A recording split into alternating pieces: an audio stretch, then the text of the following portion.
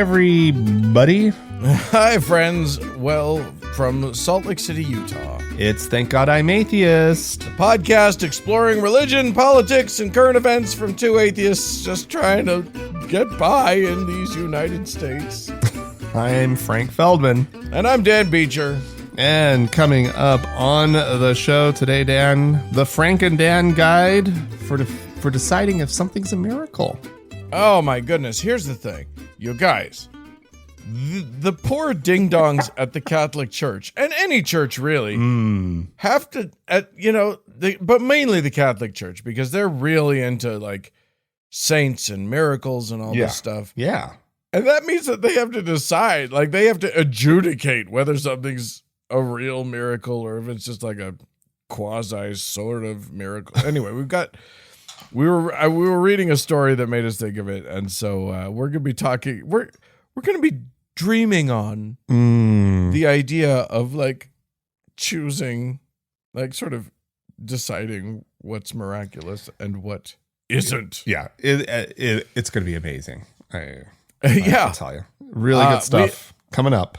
Just fire, straight fire coming out of the TGIA, the last half of the TGIA show. But at least some fire from the beginning of the show too. So why don't we? Yeah, well, I actually want to start with one that's not too far off of that topic, Dan. Oh, okay. Yeah, trying to figure out if something's a miracle or not, Dan. Oh, okay. I'm going to say it is. I'm going to just start out by saying it is. It's a miracle, whatever it is.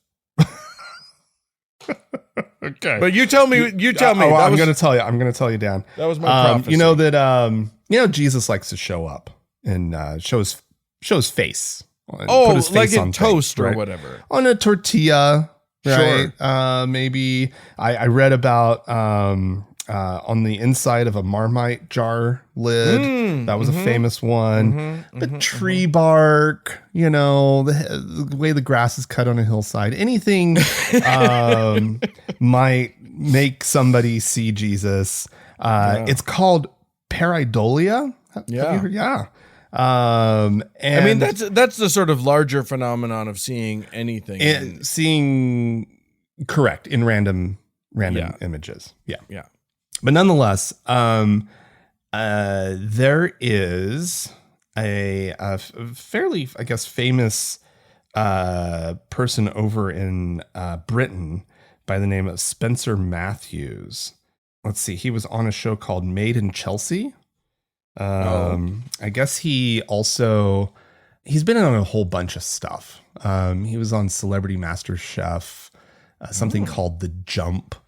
Anyway. He's making the rounds is what he's doing. Well, he just got finished running 30 marathons in 30 days. And somewhere in there, he also set a world record for the most marathon distances completed on sand in 1 month by a male. Okay. First of all, I feel like that is the miracle. I don't know when Jesus is showing up. Well, but that feels pretty miraculous. It's right there. It sounds like something's sort of wrong in his head, if you ask me. Right? I don't know why you do that. And also that is like one marathon is like too much.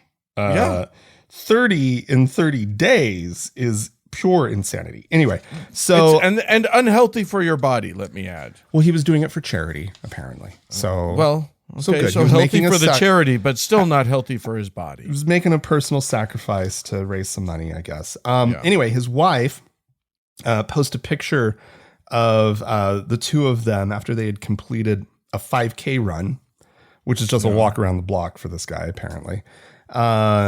And they're both in sort of their exercise gear. And so he's just wearing like shorts and has a bare torso. And people started commenting on the picture. And somebody said, "Is that a man's face on his torso?"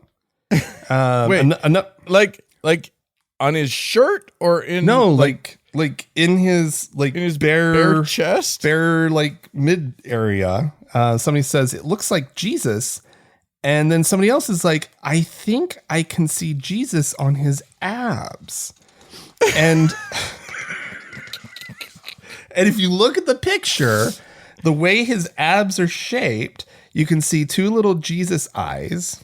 And then the way his belly button is positioned and shaped, you see sort of a Jesus mouth, and it's all sort of like framed by the rest of his abdominal muscles.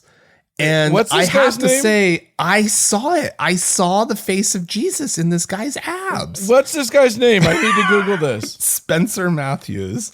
Oh, okay. I found it. I did. I wasn't sure if this was the right one. Can you see Jesus? I could see Jesus. Yeah. He has Jesus abs. I mean, dude is re-upped. Well, he just ran 30 marathons in 30 days. Well, and clearly he works out other than that as well. Sure, of But course. oh my, yes, there's, I mean, it's kind of cartoon Jesus. Oh, It's yeah, kind yeah. of- It's not like realistic Jesus, but it's and definitely. I'm not 100% sure that like, yeah, that's there you go. So I feel like I'm on the side of Jesus appeared on this guy's abs. I think the Catholic Church needs to take over his abs. They should definitely do like a casting, right? Like do a plaster mold, whatever, sure, right? Sure. And preserve his abs for forever. But yeah, like it is plain as day. Like I actually think I would have seen Jesus without even being told, to be honest. Oh my God. Because look at it is the such holy a abdominals. look at the eyes, the nose, and the little mouth. It's obvious. It does look a little like Jesus is whistling. Which I think is funny. Kind of has a little rounded mouth. Yeah, like check out those abs. Also, are we not commenting on the fact that his shorts seem to be slit all the way up? Like, Oh, he has a little bit of a wardrobe malfunction, doesn't he? he's got like a Farrah Fawcett slit up Yeah. the side of his shorts. I'm not sure what's going on. Is it shorts or is it a loincloth? Yeah. that he- Well, I will say there are other photos taken from different angles, because I was like, maybe it's just the shadowing, the lighting, whatever. And no. It holds up. He literally has Jesus's face on his stomach. I'm pretty sure that's not what abs are supposed to look like. Like, oh my God, here's another one. What are they supposed to look like, Dan? Oh, I don't know. Definitely not like mine. I used to have abs. Round and squishy. I now I've gone from a 6-pack to a keg. Is what's happened. Yeah, that'll happen. Alas. That'll happen. All right. Well, congratulations to him for having Jesus in his chest. He can now stop running and just have people come and put flowers on his belly. Yeah. He's a holy icon. He is. All right. Well, I'm going to take us, speaking of Jesus and the Catholic Church and people believing and all these sorts of things, I'm going to take us to Central and South America, Okay. which is almost all of it is heavily Catholic. Pretty much every country in Central and South America. Yeah. I'm sure there are some exceptions, but Yeah.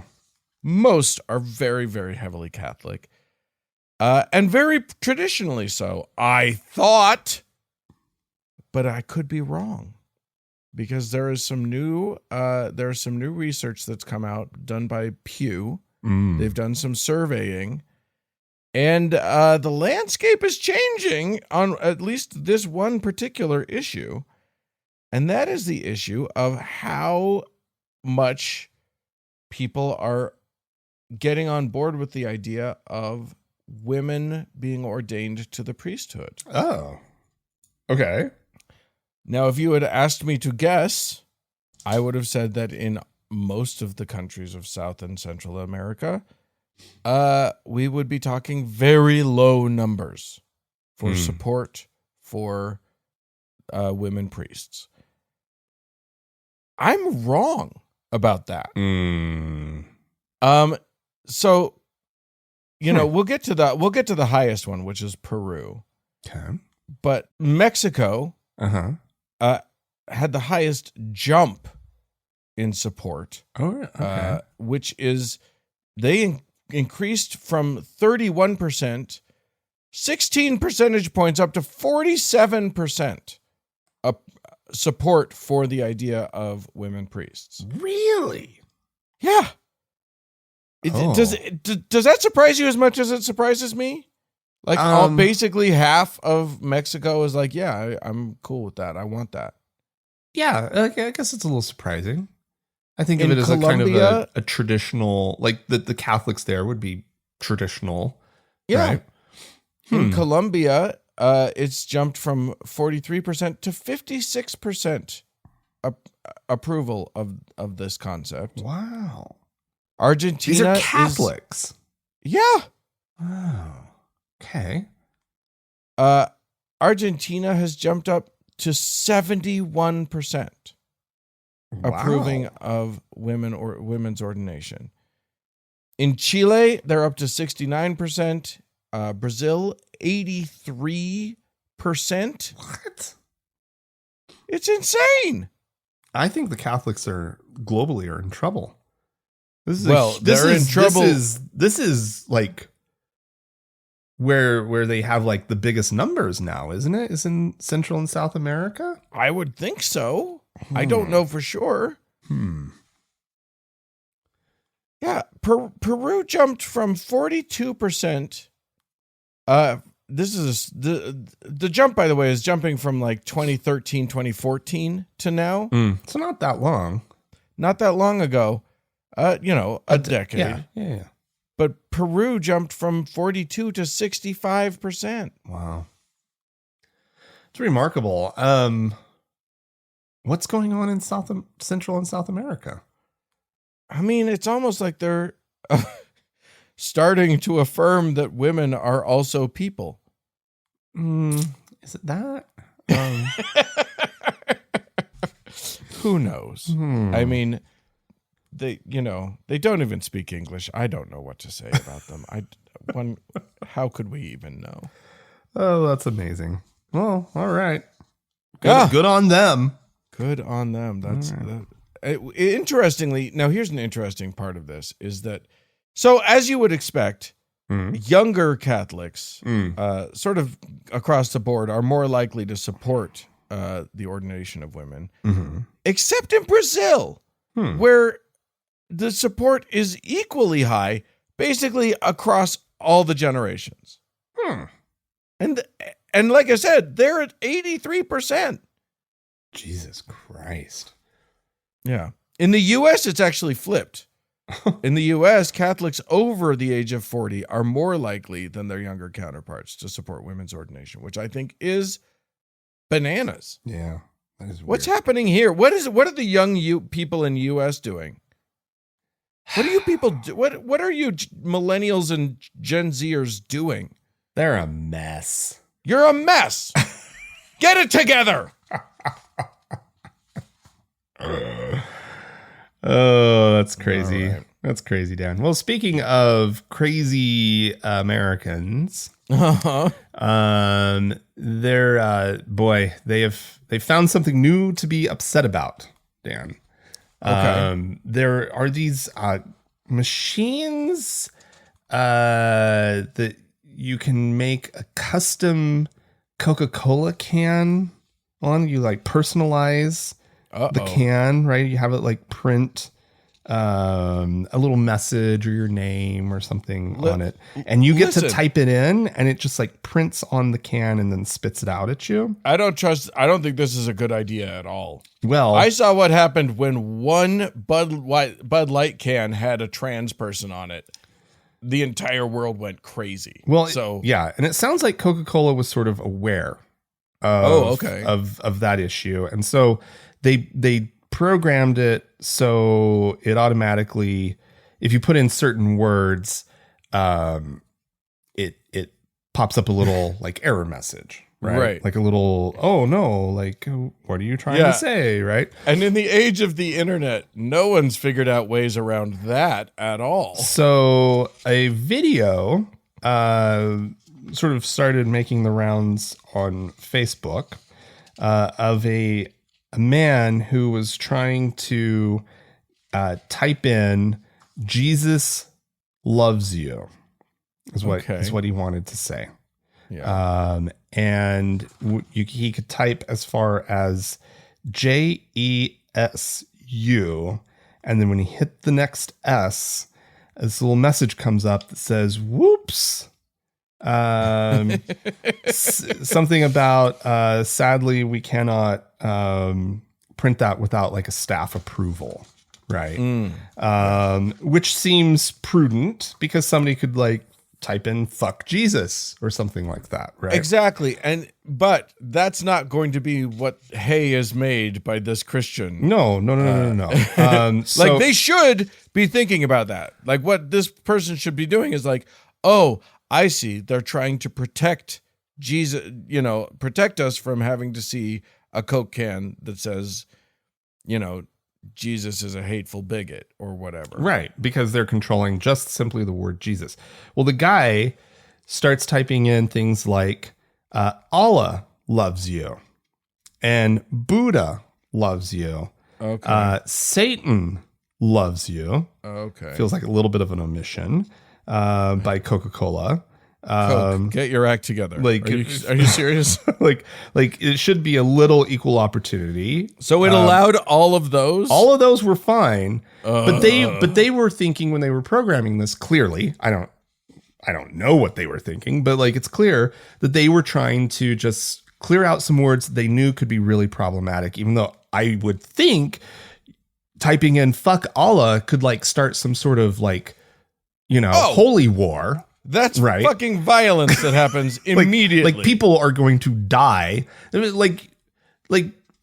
Well, maybe who knows? But listen, when you're making your list of words that are going to get like screened, if you type the word Jesus, your first thought has to be, okay, now what about all of the other religious leaders? Yeah, you would Joseph Smith. L. Ron Hubbard, David Koresh. Like, you need to be brainstorming all of those. Yeah.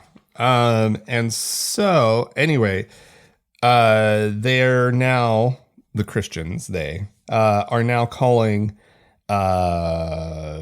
for a boycott. Yeah. Hashtag boycott Coca-Cola and hashtag boycott Coke are trending on X. Formerly Twitter, and a lot of like references to like what Christians did to Bud Light, reminding people that you go woke, you go broke. Which that saying, which you hear plenty, is from the same people who are quote unquote against cancel culture. One tweet reads, apparently Coca-Cola doesn't support its Christian customers. You're allowed to put any name on your customer can except Jesus. Well, it does seem problematic for anyone who happens to be named Jesus. Yeah. Well, the thing is, they're not saying you can't. There's this message that pops up, offers for a store representative, right? A staff to come over and clear it out and let it happen. They just want to see how you're using the word, right? Yeah. It's not an outright refusal, right? But also like what horrible human being is at like this beautiful Coca-Cola store, apparently, which I didn't even know was a thing, but of course it must be. And you're there, you love Coca-Cola so much that you went to the fucking Coca-Cola store and you go over to personalize a can because you love Coca-Cola that much that you want a personalized can, and the thing that comes to mind is Jesus loves you. That's the message that you're going to type in. Yeah. Like, that sounds pretty normal. that sounds, Here's the thing. I don't want to know that person. The Venn diagram of people that would be excited to go to a Coca-Cola store. Where was this? This was in Texas. Okay. Yeah. I feel like that Venn diagram is a fucking circle. You're excited about the Coke store in Texas and you want and you love Jesus, that's the same person. Yeah, but what about just your name, right? Like this guy, his name, what was his name? His name was Antoine.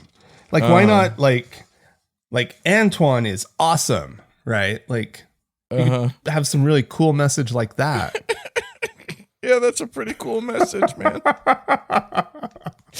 Antoine is great. I think you've cracked it. All right. Well, I'm going to move us on to I don't like this story. This is a story about a guy in Louisiana. I don't remember. I feel like we've talked about this guy before, but I'm not 100% sure. He is an older gentleman than us. I would, I don't know what older means anymore. I'm pretty old. But he has been pretty prominent in the in Louisiana, like, Republican Party. He's been trying to run for office. He's a pastor. He's got a church. I think he's also an administrator of a religious school there in Louisiana. He was even, I mean, if we're going to tell his claims to fame, he was even kicked off first from the 2002 TV series Survivor, from the 2002 season. Oh, wow. Of Survivor. Okay. He was the first one kicked off. That's quite the claim to fame. Womp womp. We're talking about a guy named John Raymond, Pastor John Raymond. He was recently found guilty of child cruelty. Oh. And I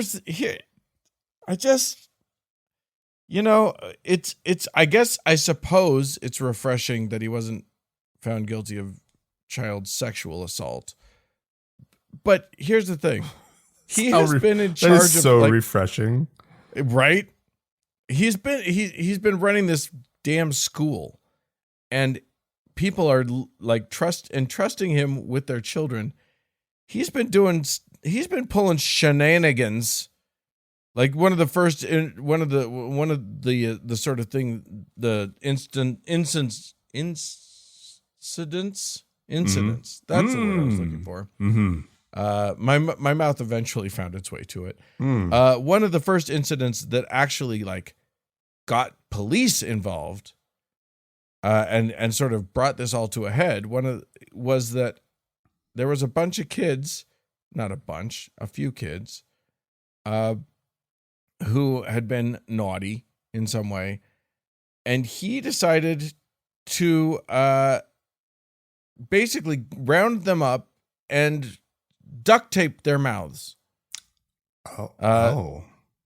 He brought them into his office to reprimand them for I think they were just talking during class, and he literally duct taped their mouths shut and apparently wrapped the tape around their heads. Oh, now that's a little much. But then he left them for 45 minutes, according to the police. Oh my God. Until other administrators were like, this is not okay. I think I'm going to free them from this.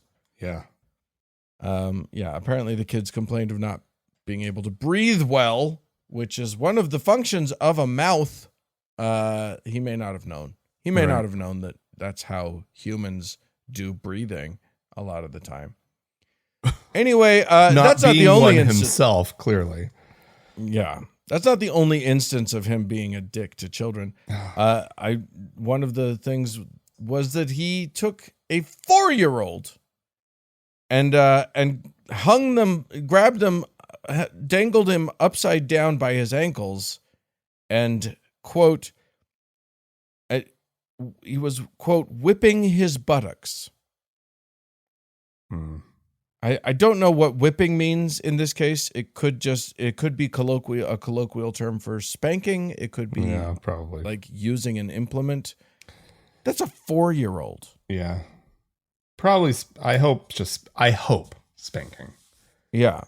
Oh my God. Which is still abusive. No, totally. That's sorry, absolutely, kids. absolutely I was spanked as a child. I was raised with spanking, but guess what? It is abuse. That's absolutely. Here's the other thing. Apparently he held the kid upside down for so long, and in a separate instance, he covered that same child's mouth and nose with his hand to stop a tantrum, and did it for long enough that apparently the kid went limp and was lethargic and unable to stand afterwards. So he has been found guilty of hurting kids, which that part's good.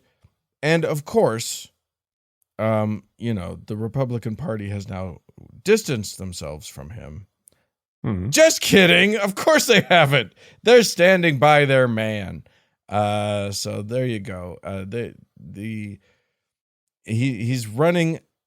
He is. I think he's still running for an office. And basically the Republican Party chairman confirmed that he is still endorsed by the Republican Executive Committee, even though there's another viable Republican candidate out there. That other candidate is understandably distressed at the choice.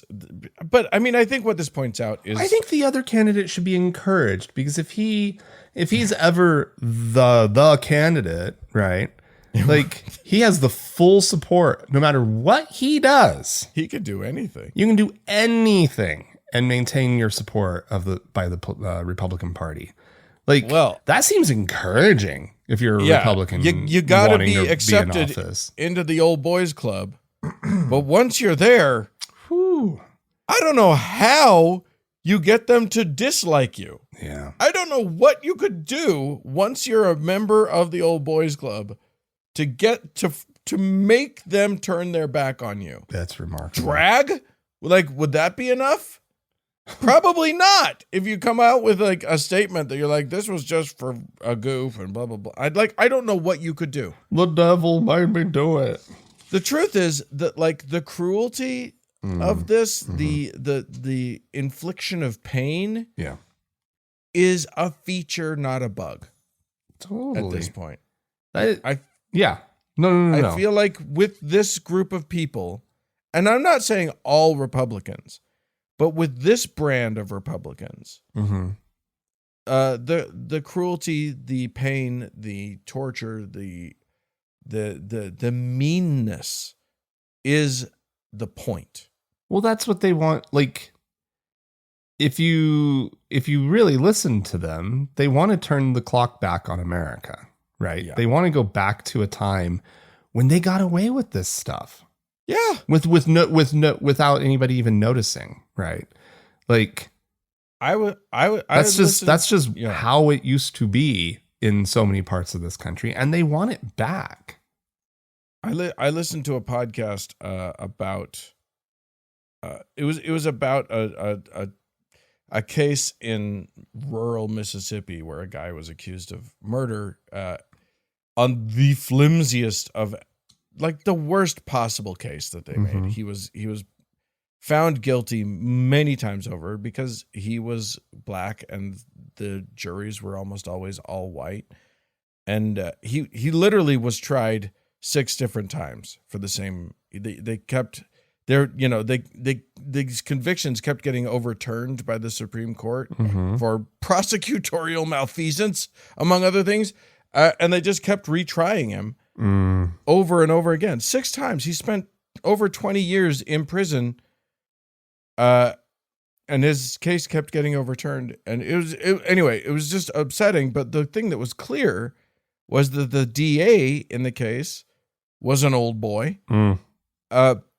They talked about how he, when he was in high school in Mississippi, his high school was forced to be desegregated. Oh, and he hated it. Like, the problem is that these people are still in charge. This generation of Americans, like, they still remember the feelings that they felt when they were forced to desegregate, when they were forced to lose a bunch of their privilege. Yeah. And they still want to change it. They want their privilege back, Dan. They want their privilege back. And they literally hate the people that got a slice of their, what they perceive as there's a piece of their slice of the pie.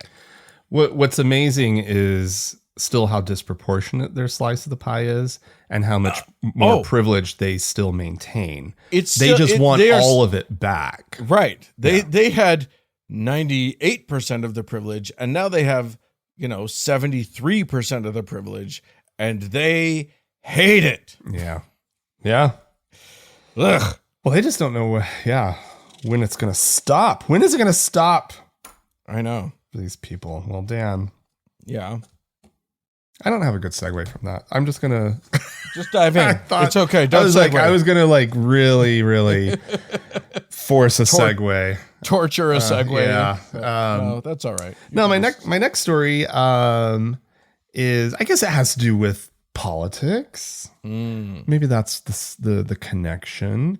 There's this group called Evangelicals for Harris, and this is sort of something that seems to be happening a lot with the Harris campaign is people from the other side, or seemingly the other side, coming out, like people of conscience coming out and being like, nope, we are a group and we are for her and not the insanity of Donald Trump, right? Right. Anyway, so Evangelicals for Harris, they have just started running a $1 million ad campaign that's going to be targeting what do you call them? Swing states, battleground states. Sure. That the ads feature Billy Graham, of all people, but a favorite of evangelicals. Sure. And they intercut clips of Billy Graham giving a sermon that was based on 2 Timothy 3:1-5, if that means anybody to anybody. But this, in which Paul describes the terrible nature of the last days and warns that men will become utterly self-centered and greedy for money, full of big words. Does that sound like anyone? I mean, until you said big words, I don't think braggadocious counts as a big word. I'm okay with it. I'm willing to take the little stretch here. No, so they intercut clips of, so Billy Graham will say something about greed. And then it cuts to Trump saying how he is greedy, and grab all the money I can get. Right. Right. And then there's something about men who are proud and abusive. And the ad then cuts to Megyn Kelly asking Trump during a debate in 2015 about those really awful comments that he's made about women. And then it goes through a bunch of these. I don't need to talk about all of them.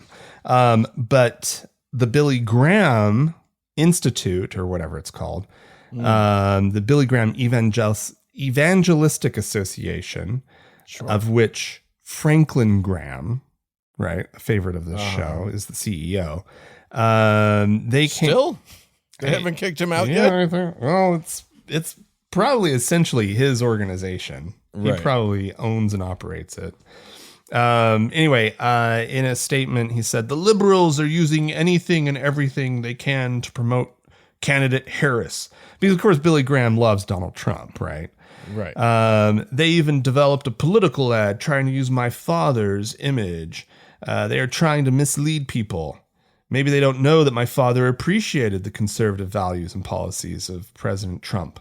And if he were alive today, my father's views and opinions would not have changed. And to which I'm like, yeah, probably. I mean, yeah. Franklin Graham's probably right about that. Absolutely. But his dad was a piece of shit. right, exactly. But evangelicals love Billy Graham, right? Yeah. And if using these clips, I mean, the fact of the matter is, whether you're using Billy Graham's words the way Billy Graham would have used them, or if you're using them, I mean, in a way, almost to discredit Billy Graham as much as discrediting Donald Trump, I don't care, right? Yeah. Like, if this appeals to just enough evangelicals who are kind of on the fence and having just a rough fucking time with the idea of voting for Donald Trump, which we know these people are out there, right? They're struggling, right? And if this can get them to switch over and vote for Harris, I'm please, right? Like, Yeah. it's a weird situation because there's also, I wonder if there is a line, right? Where it's, I know politics makes strange bedfellows, that old expression, everything, but Yeah. should we be excited about Dick Cheney endorsing No. Kamala Harris, right? Like, I mean, I'm all for it. Theoretically, wow, that's amazing. But like, well, it's fucking Dick Cheney. Here's what I'm excited about. What I am excited about is like, it feels like the more reasonable ones, and you know, Dick Cheney is evil, but reasonable, like sane. Sure. Yeah. Okay. And it feels like the sane ones are starting to actually feel brave enough to talk. And that, hopefully that opens up space. Yeah. What it says to me is that if Trump loses, we might actually get back to saner politics. Oh, I'm not even hopeful for that. Oh, I'm saying down the line. I'm not saying immediately. It's a process. If Donald Trump loses, fingers crossed, right? You know, for all the amazing magical powers, right? I'm crossing my fingers, but they are literally crossed right now, everybody. Like, if we can eke out this win, yeah. I mean, I hope that, like, with enough losses, right, on for the Republicans, that they finally take a good hard look at themselves. Yeah. I'm just not hopeful because we see this other generation of people who are very, very well funded, right? The JD Vance version of Republicanism that's coming up, who have the backing of your Peter Thiels and whatnot, right? These people aren't just going to go away because Donald Trump loses. They are seeing a big opportunity. They're redefining and actually giving the Republican Party some new intellectual underpinnings, and they're terrifying. I don't like what you're saying right now. I don't like it, and we're going to move on from it because I was going to have a little bit of optimism, and you're ruining it. And I'm so sorry, Dad. Dan, I totally agree. The Republican Party, it's just filled with nothing but nope, sane. now you're being disingenuous. And, nope, I don't like it. I don't like any of it. I'm moving on. Conscientious people, and they're gonna figure it out. They're gonna make their way through it, Dan. I'm with Frank you. is trying to ruin our lives, you guys. Frank's trying to ruin everything for everybody and make us all feel really bad. And I'm not on board. So I'm going to move on to our next story, which is also trying to ruin our lives. But I don't know. It's so absurd. Maybe it will fail. Who knows? I'm taking us finally to Oklahoma. Yeesh. I was just there, Dan. You were just there. That's true. Did you meet Ryan Walters while you were there? Because he's still the superintendent of public instruction for Oklahoma. He was eating at the same barbecue place we were at, but I just you couldn't bring his. Let me tell you something. If you haven't seen a picture of Ryan Walters' friends, he looks like the guy that like you if you live on the same block, you warn your kids not to go to his house, like for Halloween or whatever. You don't know why, but you definitely like he's like vaguely handsome, but you definitely don't trust. You're like you'd say if you see him coming, cross the street and go play on the other side of the street, or find a responsible adult to help you. Anyway. This is the same guy that like was trying to make the Bible a part of the curriculum, in all like force all of Oklahoma's like teachers to talk about the Bible and blah blah blah. Inspiring quite a few teachers to talk about how they would do malicious compliance to that, etc. Right.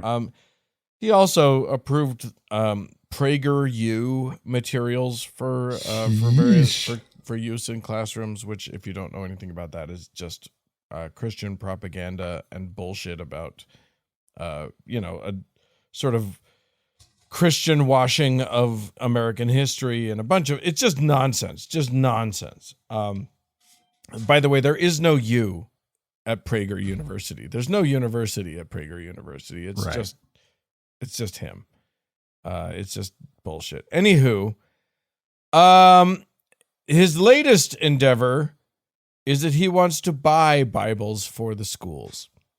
Now, when you think about buying Bibles for the schools, okay, maybe you put one in the library or whatever. I don't think that's what he's thinking. And the reason that I don't think that's what he's thinking is that he wants to spend $6 million Jesus, Dan. on Bibles for schools in Oklahoma. Now, that's I don't know. A fair amount of money. There's only, I mean, 6 Here's the million. thing. So I looked it up. Oklahoma has roughly 650,000 students enrolled. Okay. 41,000 teachers. So that's pretty close to the number of classrooms, 41,000. Yeah, something that like that. Okay. Let me see. 6 million. And then I went and looked up like how much do Bibles cost? And just a quick, search of Google shopping. You can find, and by the way, he's insistent that it's the King James version or go fuck yourself. The KJV.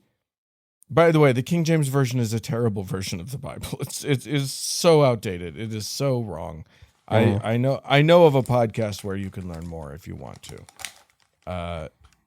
But the KJV, you can get it for $5.99 for $6. If you want a hardcover, $10.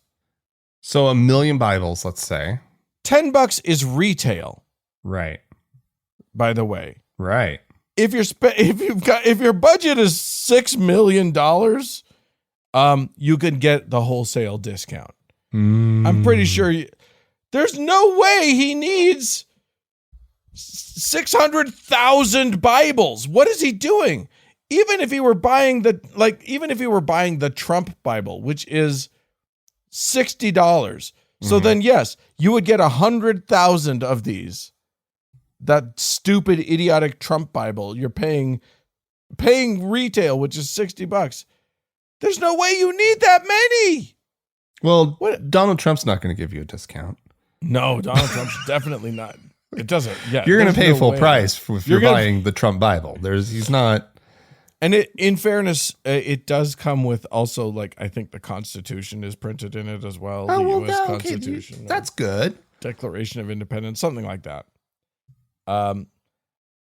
Anyway, I just think there's I don't think that this person lives in any sense of reality. Like, what is he wanted to spend $3 million, and then he was like, we should probably earmark another 3 for this. Jesus. Just how big is your budget, sir, that you think you can deprive kids of other things, or that you think $6 million won't put a dent in the rest of the education of these kids? Oh my God. But I mean, I think, again, this is a feature, not a bug.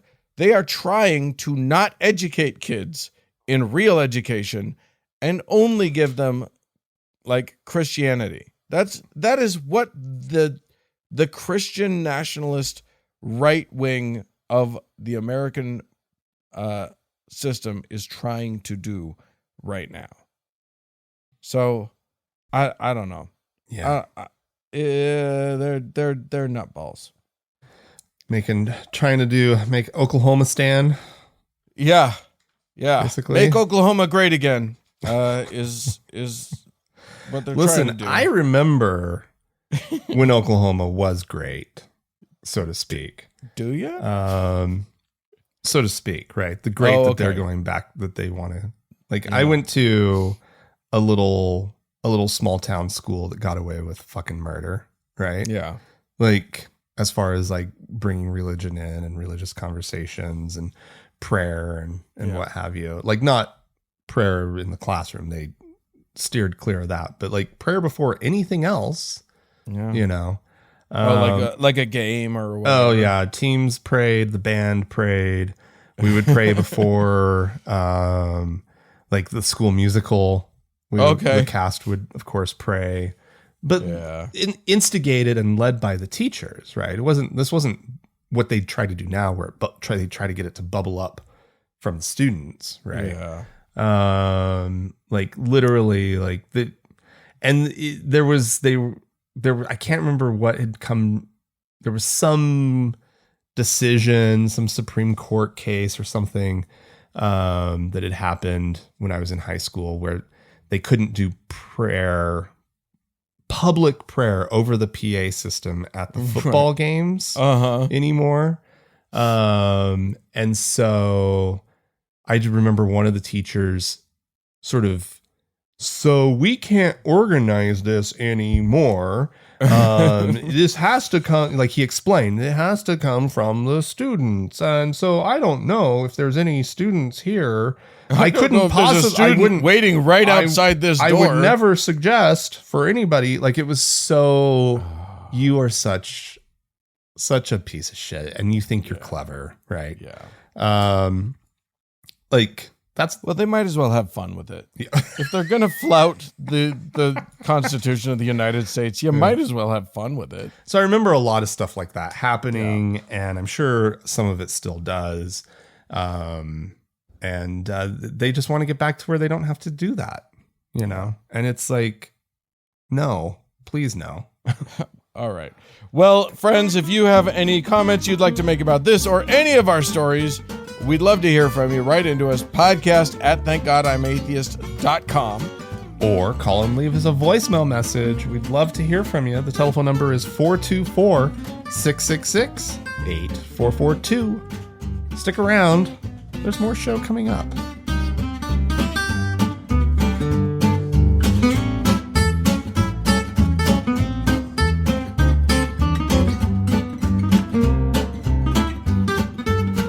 Well, Frank, we had some folks write into us, call into us. We got some people to talk about. We had Andrew wrote in to say that it's actually Scotland that has currently buffer zones for abortion clinics. England and Wales have to wait until the 31st of October. Yes. So I'm sorry that I didn't make that clear. Yeah. Because just I thought that I had clarification. Maybe I didn't listen to the show. I don't like listening to our show, so I don't know. That was something you and Rachel talked about. Anyway, John wrote in to say, "Hey, Frank and Dan, I've been listening to for most of the year. I'm really enjoying it. I just had an idea the other day that I wanted to share with you. It is he says it's not a new idea, but I hope I can say it in an interesting way. John says the most important difference between between atheist and believer theology is how an unanswerable question is asked. Believers ask, "Why does God exist?" Non-believers ask, "Why do I exist?" It's actually the same question. I think this question can also help explain why so much religion exists, because most people are not actually asking this question. They are just living their life, which includes religion for some of us. Now, I don't know. I don't think I ask, why do I exist? I don't think, I think a lot of people are very interested in the question of why existence. Mm-hmm. Yeah. I feel like that question comes up. It resonates for you? Yeah. Like, it's a thing to wrap your head around, right? Right. Yeah. I hear that question. Yeah, I'm personally just at this point I'm like, oh yeah, that I realized I couldn't answer it, and so I was just like, okay, well I guess I'll just exist then and not know why. Oh, but yeah.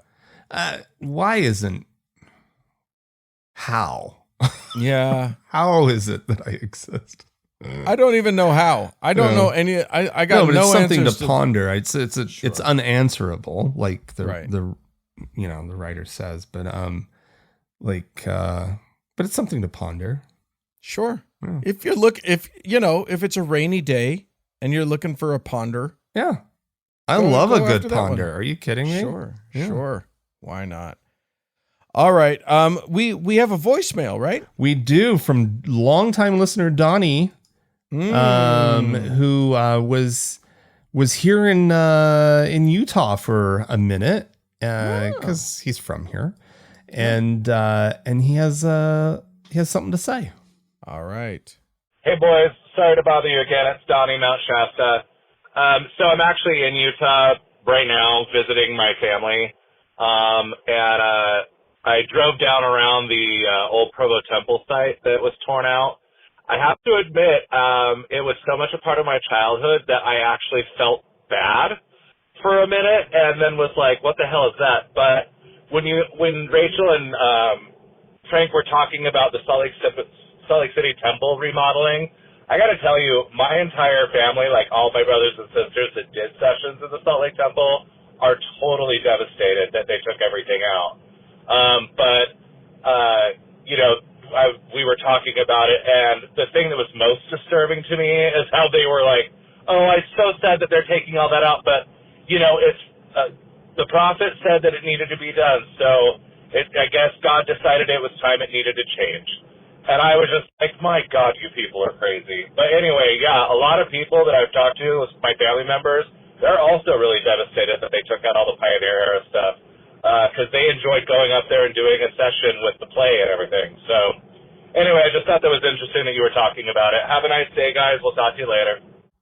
Well, it's good to hear that some people are bothered by it and are willing to say it. Yeah. One of the features of Mormons that I have always been sort of baffled by is how unwilling they are to say their complaints about their church because they feel like they're betraying something or whatever. Yeah.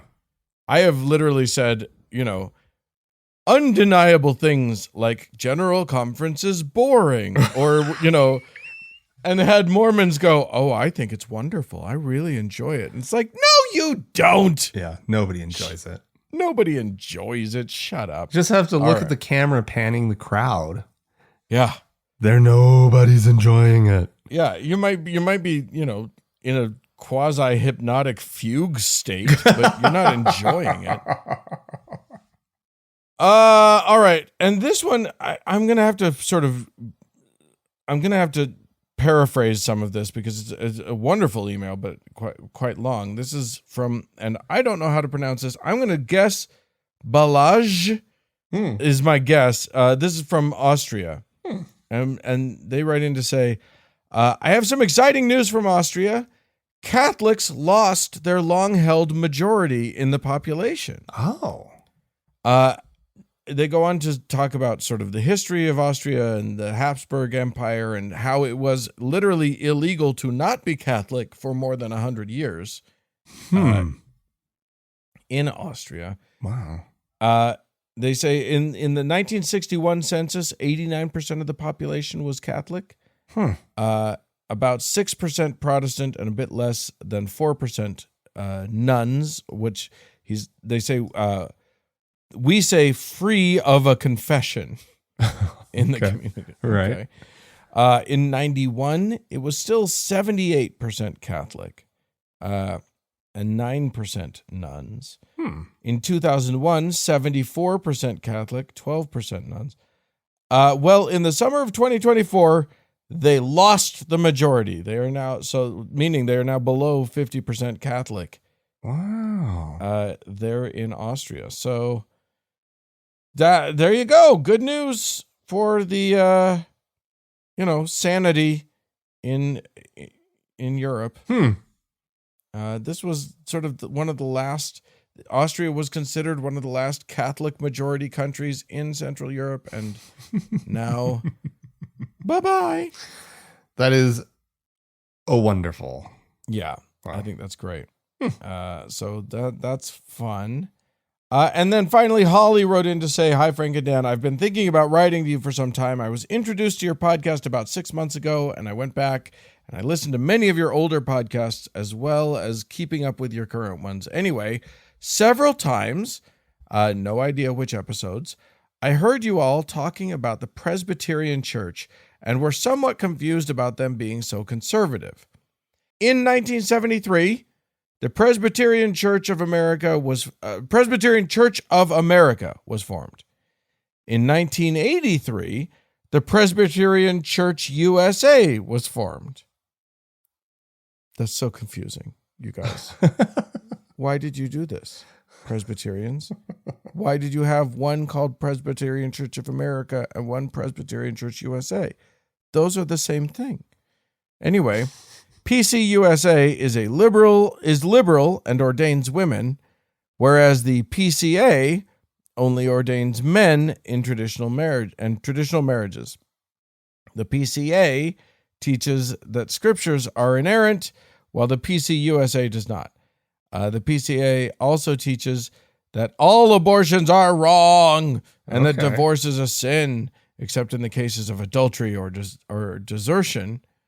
Although the PCUSA membership is larger than the PCA, it is shrinking while the PCA is increasing in membership. I'm never going to keep that straight. PCA, PCUSA, I'm just going to have to, when I meet someone, I'll be like, "Oh, is your church PCA or PCUSA? Which one? And is that the hateful one or the nice one?" Yeah. Because it was just explained and I don't know the difference. I know. So PCA is bad and PCUSA is good, I guess. Okay. It should be PCG and PCB. Wait, PCUSA is liberal. Yeah, PCUSA. That's the one that we. And so the bad guys are growing in membership and the good guys are shrinking. PC okay and PC right. Not okay. Gosh. All right. Anyway. Can they all just die already? All right. Anyway, thank you, Holly. Holly has also chosen to become one of our a donor to the web. Woohoo! Okay. Over on PayPal. So Holly is now we're gonna say a teacher in the TGIA priesthood. So that is lovely. Thank you, and also thanks to Wayne, who has become also a teacher.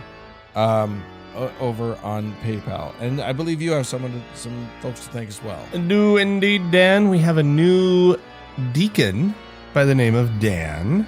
Ooh, over on Dans are always Patreon. Handsome, so that's nice. Interesting. And as always, we have our top donor, Dan, our Lord and Savior, Davis. More show coming up.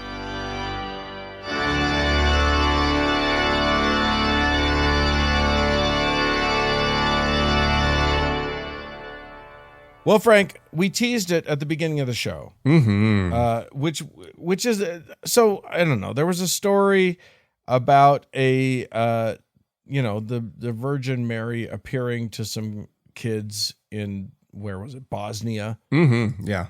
And here's the thing: you and I know that definitely didn't happen. You and I know. How dare you, Dan? That there's nothing about that is real. The Virgin Mary 100% did not appear to some kids in a small village in southern Bosnia. But the Catholic Church has to actually deal with this, investigate this, and think about it. And the second you say something like that, Catholics start pilgrimaging to the place and praying in that place for their, beloved nephew to recover his leg after that horrible lawn mowing accident or whatever. Yeah. And then you got a problem, because suddenly there's a belovedness that happens. And also, if you say, hey, maybe we should question this a little bit, part of what you're saying is, hey, maybe this isn't real, and people don't like it when you say that. But it's real for them, right? Dan. I'm looking at this picture. It's in this article. It's a beautiful shrine. Yeah, they've definitely done some. There's so many grocery store orchids. You can't even count them all. It's just mounds and mounds of orchids. Yeah. Arranged beautifully, I will say. Yeah, it's exactly what you want out of a shrine. No, but this is a serious problem for them, right? Because they've allowed this magical space within their religion, right? Where people can have these experiences, and then what is the Vatican supposed to do? Right? Their hands are tied, right? They kind of have to show up and be like, yeah, okay. Do they count the number of visitors a day or something? Probably. Are they okay, what impact will this have? Negative impact will this have if we're just yeah, this is bullshit? If we say these kids were clearly lying, right? They did not see the Madonna. Well, and it's not just what impact will it have on this particular community or whatever, and this community is already making a lot of money from pilgrims coming. Oh, in. yeah. No, that's true too. Yeah. But also what does it say about our other, Fatima or whatever, all these other places where we've said, where we've given the thumbs up? What does it say if we say no to this? And, how much will we piss off our Bosnian Catholics if we say their thing is bullshit, but, the Spain thing was real, or the, the Portugal thing, or the whatever thing. So they're in a bind. They've really fucked themselves. But then again, maybe not, because they also get a lot out of having these things. Yeah. And, it's ultimately just part of the show, right? Yeah. They send people out to investigate. They're ever going to say it's not a miracle, right? They'd have to find out that the people involved are criminals or something and demonstrably liars, right? They'd have to be. Yeah. One of them comes out and says, no, we were just kidding. We just wanted to trick everybody. But let me tell you something. Even if that were the case, there would still be people who believed. Yeah. And when there are people who believe, the church isn't going to say, no, it was fake, stop believing. Yeah, it's good for them. People are having faith experiences, right? That are just closely aligned enough with Catholicism in general that why would they care? This is good. This is good. Yeah. Their little investigators go out, they do whatever voodoo they do, and they declare it a miracle. Of course. Well, here's what they don't start with that. Here's what they start with. Because this Bosnian thing wasn't 100%. Like there have been conflicting messages that the people have gotten from the Virgin over time. Oh, really? Which is a problem. You know what I mean? If your shrine is sending people conflicting messages, What has she been telling people? she was, first of all, she's been gossiping nonstop about villagers. Anyway, I don't know what the messages are that were conflicting, but the point is that what the Vatican has done is decided that the shrine itself, the area itself, has yielded enough positive, quote, spiritual fruits that they're going to allow the pilgrimages to continue. And what will happen is everyone will start to forget about the conflicting messages. They will forget about the specifics about this particular thing. And then it will just be a place where a miracle happened, and no one will ask too many questions because they don't. And then down the road a few years, once everything has kind of fallen away and all of the specifics are kind of out of memory, that's when the Catholic Church will be like, remember how this is a place of miracles? We love it. And they'll fully endorse it. So they don't fully endorse it yet, but they will. Amazing. It's all, anyway, I think the important thing that we've talked about and the takeaway of this whole section is that religion is dumb, and these things are dumb, and miracles are dumb, and that's the takeaway. I have to say, though, I am a believer in the Jesus abs. Well, the Jesus abs are real. Seeing is believing. Oh, Lord. Okay. Well, if you would like to write to us about Jesus abs or seeing the Virgin Mary or anything that we have talked about, or having to decide what is or isn't a miracle, please feel free to do so. The email address is podcast@thankgodimatheist.com. Or call and leave us a voicemail message. The telephone number is 424-666-8442. Don't forget that you can support the show and help make it happen by going to thankgodimatheist.com/donate. And thank you to the Red Rock Hot Club and Gordon Johnston for their music. And this episode was edited by Roger Gowdy.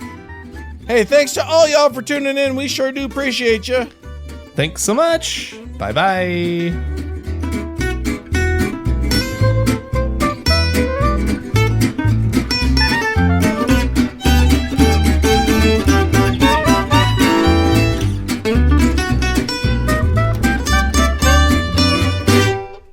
Thank God I'm Atheist is a production of TGIA Media, LLC, copyright 2024, all rights reserved.